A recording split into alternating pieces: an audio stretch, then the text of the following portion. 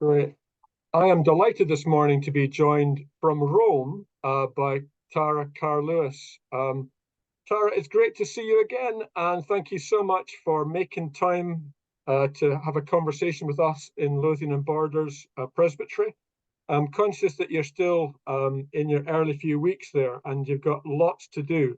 But great for us as a presbytery. You came over and had nearly a week with us, and you visited Long Nidri and the Cheviot churches and West Tweeddale, and folks still were delighted with your visit. But before I ramble on any further, maybe you'd like to tell folks just a bit about yourself. That'd be lovely. G'day. I'm working as a mission partner here in Rome for the Church of Scotland.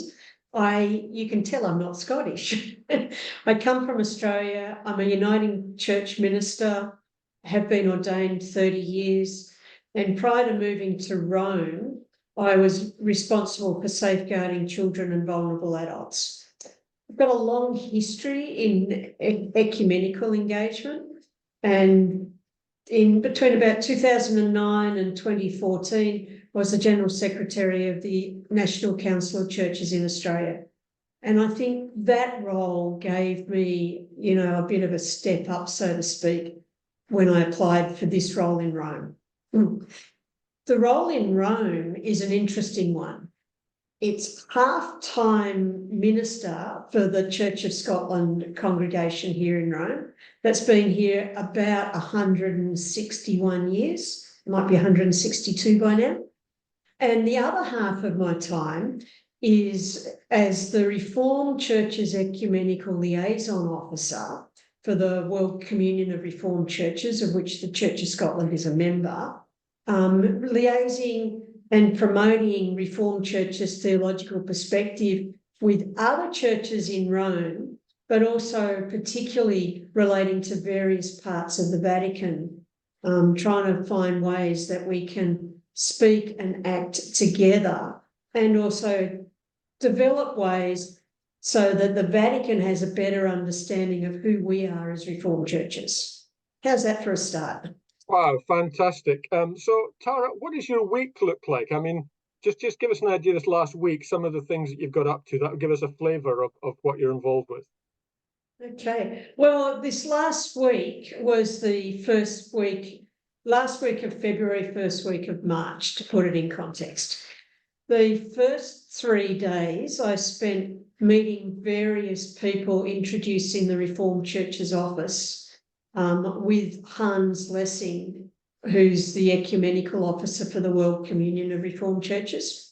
So we met with the Dicastery for Promoting Christian Unity, who we're very good friends with, and we met their new incoming secretary, Flavio Pace.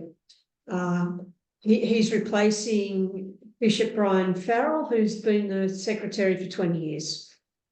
So that was one day. We also met with Cardinal Cherney from, I probably got this title wrong, from the Dicastery for Human Integrity, which is a dicastery that works with congregations and parishes around the world on the ground, listening to their concerns, discerning how to respond, and then acting and supporting them in action going forward. So we're looking at and considering what might be ways that the Reformed churches can work with them on common concerns. We also met with the Archbishop of the Anglican Centre in Rome, and Archbishop Jan is the Archbishop of Canterbury's representative in Rome to the Holy See.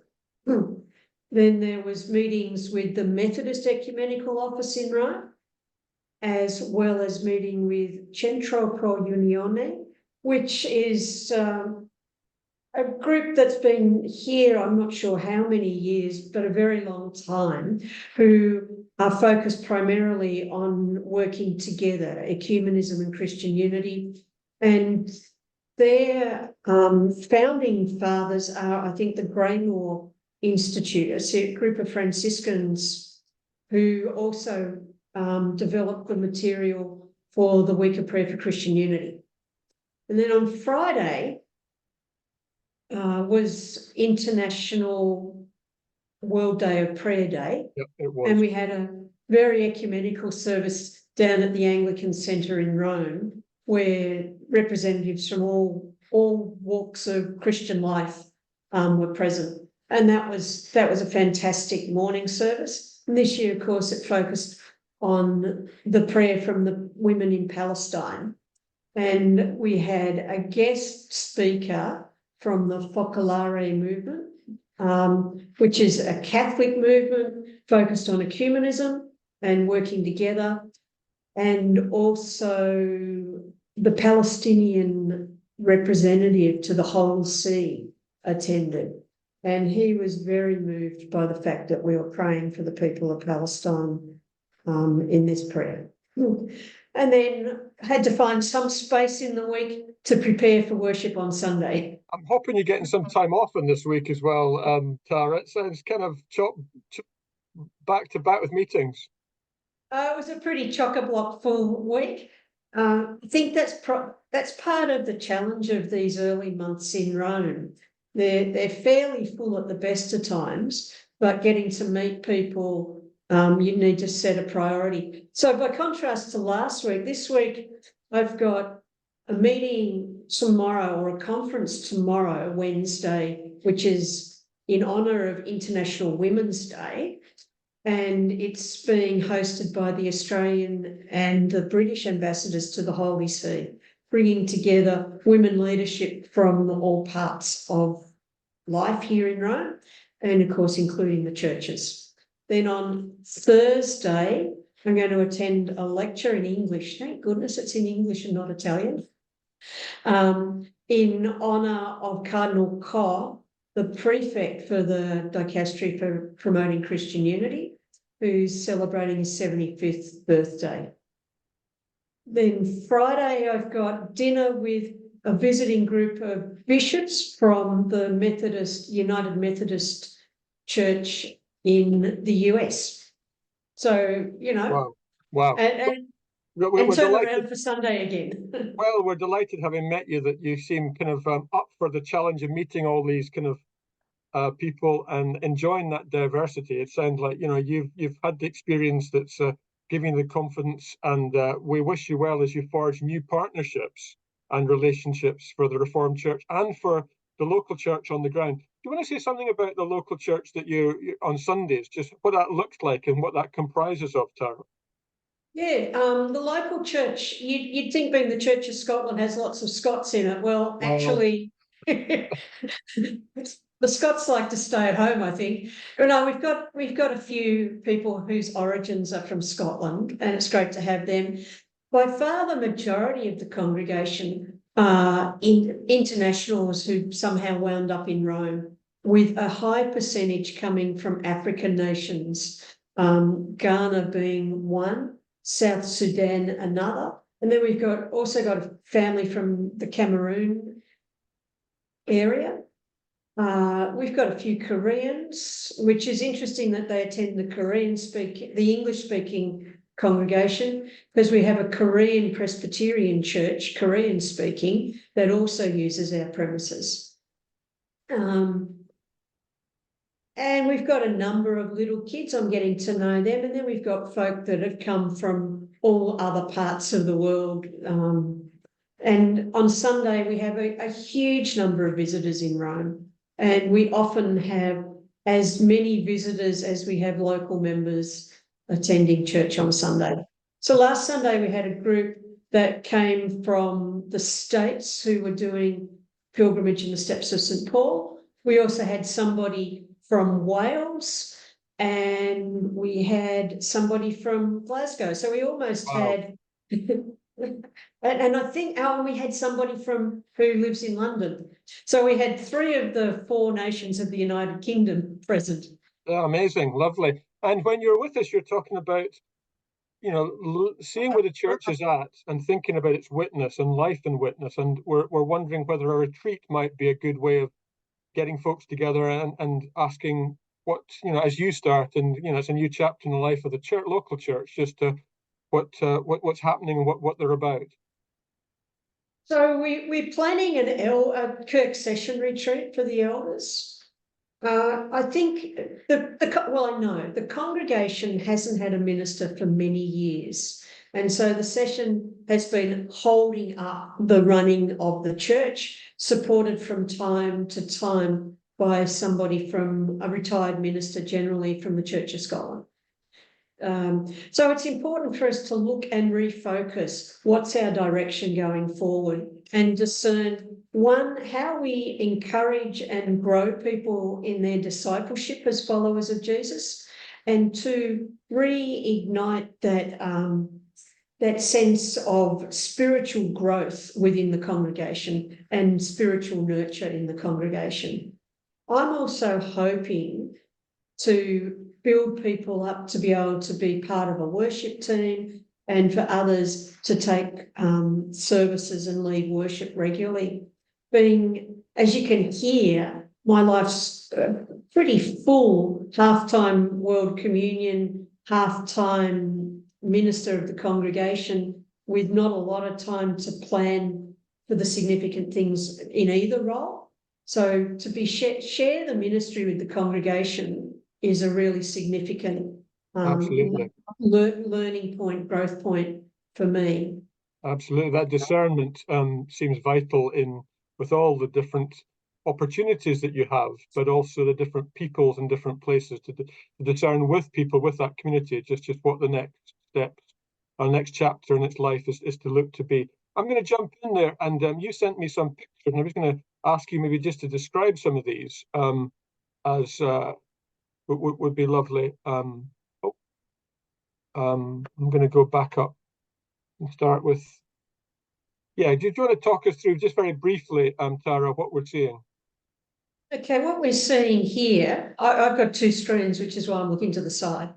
What we're seeing here is the front looking at the sign, which says who we are.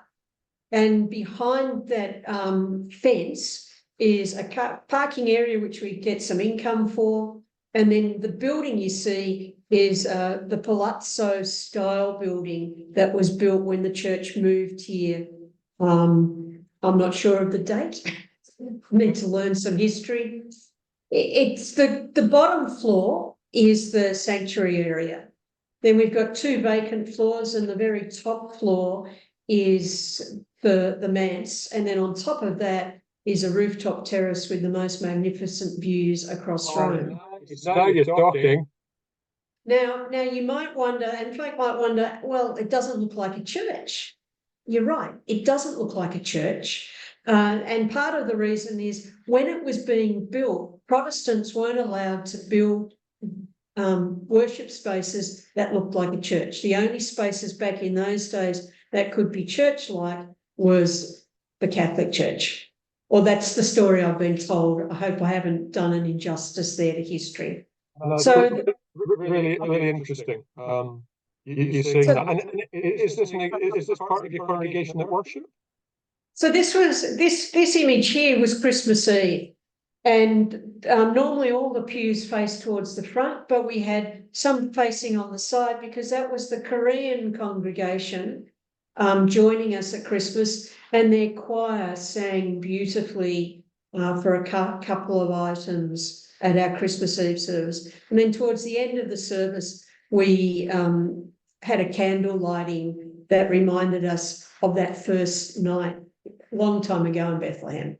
Lovely. Now, I think it's a beatific picture. It's actually a picture, not a painting, is it? I mean, Tara, tell us who you're with here. So here, this was a prayer during the week of prayer for Christian unity. It was at the Irish Pontifical College, which trains Irish seminarians and does a lot of other work. I'm not 100% sure of all their work. This is in their chapel, quite stunning. And we had present with us the guy with the preaching bands is Reverend Matthew Lafferty, the Methodist Ecumenical Officer. In the centre at the back is the rector of the Irish College, and then a number of visitors from various traditions. And the guy next to me, I'm the one with the Scottish-looking stole. That's the Church of Scotland tartan. And the guy next to me was a preacher from, I think, the Eastern Catholic Rite based in Palestine. No, you're doing so well. Sorry, that wasn't a wee test for you. I realised when we started that, I thought, oh no. But bless you, I just think it's illustrative of the kind of what you told us earlier, the range of people that you meet pretty regularly. So it's lovely to see that and as colleagues. And here you are with our colleagues in worship. This was another week of prayer for Christian Unity service. This was held at the Beta College. Next to me is the rector of the Beta College, Philip. And on this occasion, I was invited to be the guest preacher. The congregation was filled with Catholics, representatives from other traditions, and a few high-ranking people that came from the Vatican as well as ambassadors, representatives to the Holy See, who are good friends of the Beta College. Now, I recognise someone here on the left-hand side, but yeah, wow. You've met the Pope already? A couple of times. So in November, I met with the Pope, being introduced to him by the moderator, Reverend Sally. And then this photo here is the Week of Prayer for Christian Unity. It's held at, it's the Papal Vespers at the end of the week, held at St. Paul's outside the walls. And I quite like this photo because it gives a representation of how the different churches are relating better together and the place of the churches and their representatives in Rome. So you've got the Pope, and then as you move around to the right, you'll see what looks like he's seated by himself, but he wasn't, the Archbishop Jan, who's the Archbishop of Canterbury's representative. And then to the far right, you'll see in the front is the Archbishop of Canterbury, Justin Welby. And then behind him are representatives of the churches, moving from right to left, the Coptic, the Armenian, I think he was the Greek. I'm not sure who I can see just behind over the Archbishop's right shoulder. Then there's Matthew Lafferty again, and I'm on the end. And then there was a row behind which included Lutherans, Anglicans, and other churches that are local churches in Rome. Fantastic. And now we've just again placing some of the places, locating some of the places you've mentioned. I think this picture helps with that. So if we go from the left-hand side of the screen, you've got the same picture that's behind me in my background, and that's looking up the colonnade heading towards the Vatican, and that's St. Peter's Basilica up the very end. It's often filled with many people and lots of tourists, lots of visitors, and the queues to get into St. Peter's are quite lengthy. Then in the middle, again, is a shot of the St. Andrew's complex. And we live right next door, interestingly, to the Indian consulate to Italy. And on the other side of us, we're surrounded by the Ministry of Defence, who used to actually reside some of their offices in two of our two middle floors in the building. And then the list of plaques that you see there, one is showing the new Reformed Ecumenical Office, and above it is the Tabula Valdesi, the Valdensian Church. Their offices in Rome, their head offices are up in the valleys, and the Methodist Church in Italy, and I think that the other one is the operations for the Evangelical Church. Yeah, that's the operations for the Evangelical Church of the Evangelical Methodist Church in Italy. You've got to get the words around the right way. Tara, you're certainly the person for this job. Really impressed in the short time you've been there, just getting your head around all these people and these situations. And yeah, as we said, I think our prayer for you, it's a privilege to be linked with you because you've got so many interesting connections and encounters. We are delighted as a Presbytery to be linked for you. And as I said at the start of this, you visited 3 of our churches, and you talked with Robin Hill and others about, and with Colin and with Fiona about live links, about possible training for your folks in your local congregation. So yeah, how did you find your time in Lothian and Borders? Time in Lothian and Borders was really encouraging. And it's been encouraging the communication since I've returned. I thought it was a great suggestion that because Lothian and Borders does online Zoom training for worship leaders, to be able to encourage people from here in Rome to join into that training. So I'm going to talk with our session about that at the next session meeting, and hopefully some people will sign up for that. It's also been an encouragement that the mission committee has approached me and said, we'd like to link you in occasionally with the mission committee so that we can hear of the work in Rome. And also maybe from my broader experiences feed into some new ideas for the mission committee to consider as well. The one thing I think is really important for the people within the Lothian and Borders Presbytery to own is that this role is supported by the faith and action part of the Church of Scotland. And so this is your ministry in Rome, not just the ministry of the congregation in Rome. It's the ministry of the wider Church of Scotland because of the way it's supporting me being here. Thank you so much for that, Tara. And just as we bring this short interview to an end, I'm aware that you're learning Italian, and you've said to me before that, hey, that's it's an ongoing challenge. How else can we pray for you right now as a mission partner? I think as a mission partner, it'd be good. I would appreciate the personal prayers that, one, I do get my handle on Italian because that will make life here easier.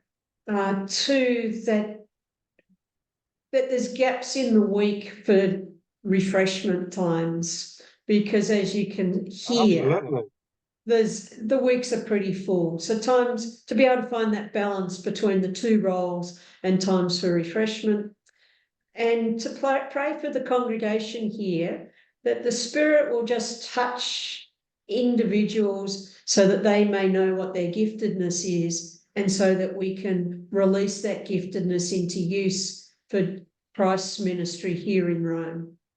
That's fantastic, Tara. Thank you so much. We'll certainly do that, and we'll keen to see how we can both benefit from the fact that your experience and your sharing the lenses that you've got as you kind of do day-to-day work, and also the day-to-day thoughts of the life of your local church you're leading is really wonderfully rich. And so we're delighted to be sharing with you in all of this. So bless you in all that you do, and we look forward to developing a relationship with you. Thank you so much.